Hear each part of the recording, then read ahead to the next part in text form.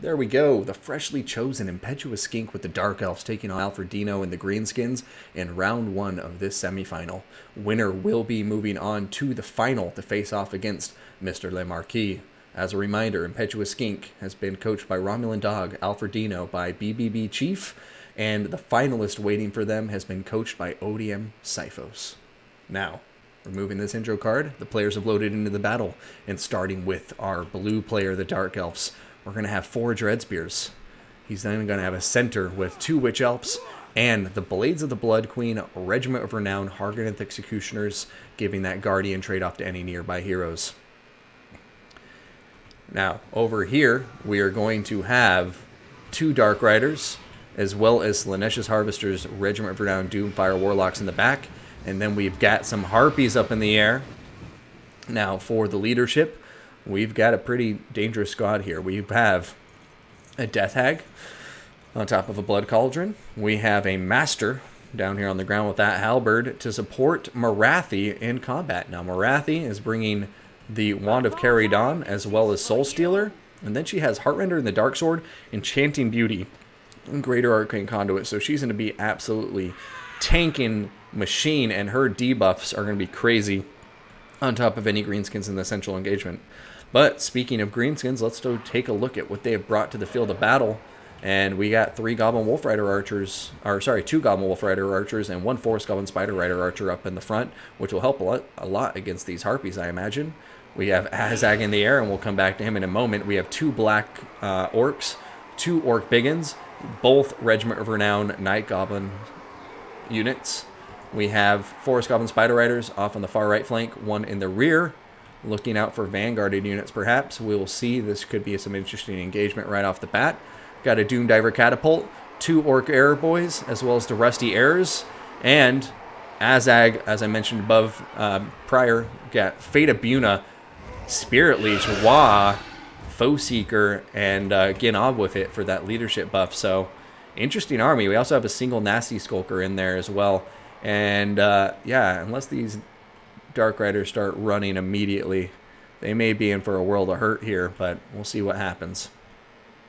They do have plenty of places to run off to and avoid getting caught, but if our Greenskin player is quick, he may be able to block off their path and route them right off the map before the battle really gets started. What is happening?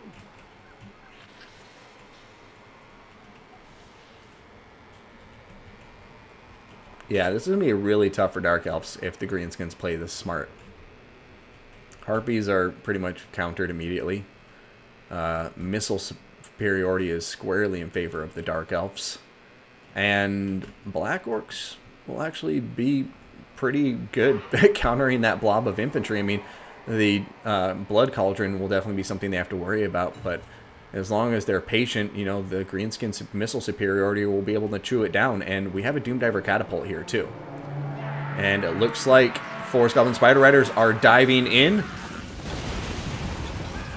going after those Dark Riders, and Azag is coming over to support. And if they turn around at this point, which it looks like they're going to try to run away now, it'll probably be too little too late. There's poison on them. The bulk of them are going to get pinned in place by the Forest Goblin Spider Riders, and then Azag's going to dive in and probably cause terror very, very quickly. And boom, there goes that terror. But fortunately for them, they're actually routing a good way. So Greenskins getting a very nice early pickup here, but the Dark Riders may survive as long as they keep routing this way and don't turn towards the white line. Coming back over here to the main side of the engagements, going to be seeing the Forest Goblin Spider Rider accompanied by their Wolf Goblin Archers firing away at these Harpies. Actually, I lied. They're firing away at the Witch Elves. Probably better targeting, honestly, but now they're firing at the Harpies too. Not a bad idea, honestly, to take care of the Harpies. They will potentially shut down your range units and artillery. So the more you shut down the mobility units here, the better as far as I'm concerned. And look at this. Witch Elf's taking a ton of damage. Looks like that Doom Diver Catapult is focusing on them. At this point, I would start shooting the Blades of the Blood Queen, though. For sure. No question. Ooh, is that a Fate of Buna? It certainly is.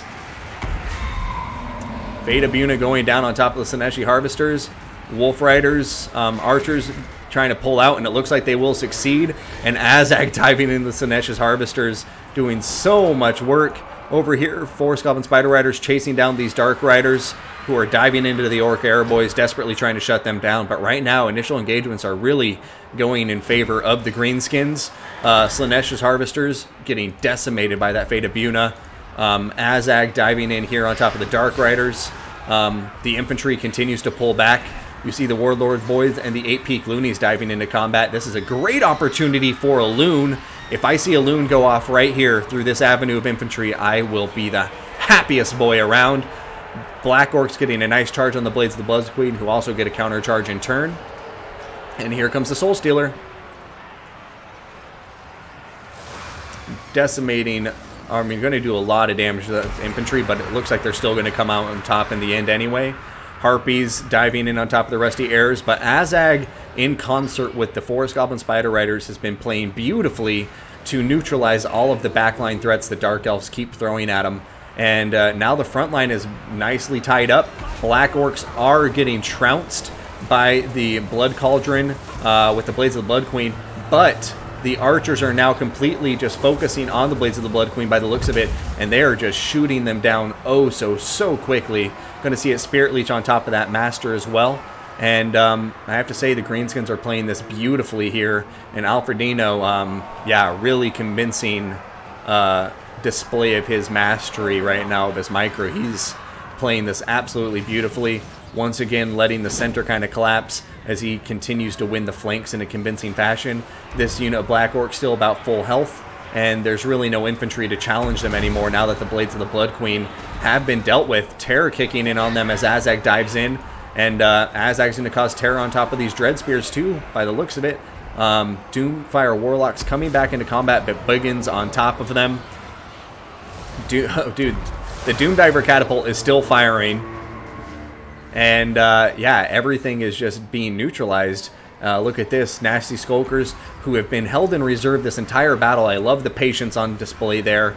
Are coming forward, and looks like they're getting ready to pop a smoke bomb for these units, trying to slow them down. And now you just have this awesome formation of artillery and missiles applying so much pressure. And if these Nasty Skulkers get in there in time, they may be able to slow these units down so they can't escape that withering missile fire.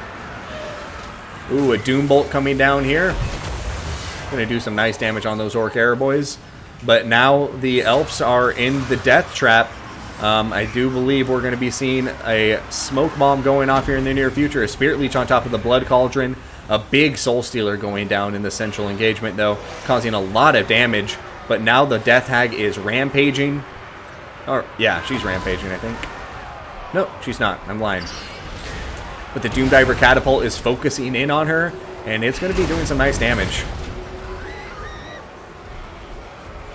Yeah, we got Biggins coming in from this side. Got Forest Goblin Spider Riders coming in from this side. Archers just pouring in here. And looks like we're going to have quite a convincing Greenskin victory here, if I do say so myself. Blood Cauldron is dealt with. Marathi and the Master are the only things left, but it looks like army losses are going to kick in, and Azag is going to lead the Green Boys to victory.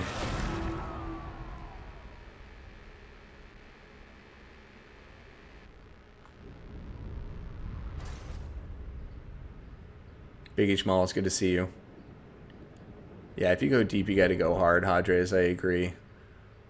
Very much a euphemism, it sounds like, but I agree. What is happening? Dark Elf voice.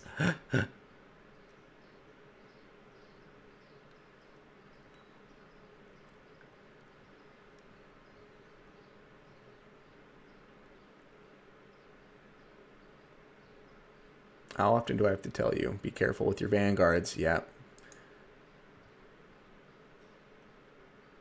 450 down the drain because you thought you had to put unit into your opponent's territory. My child, my son HW, or WH, either way works.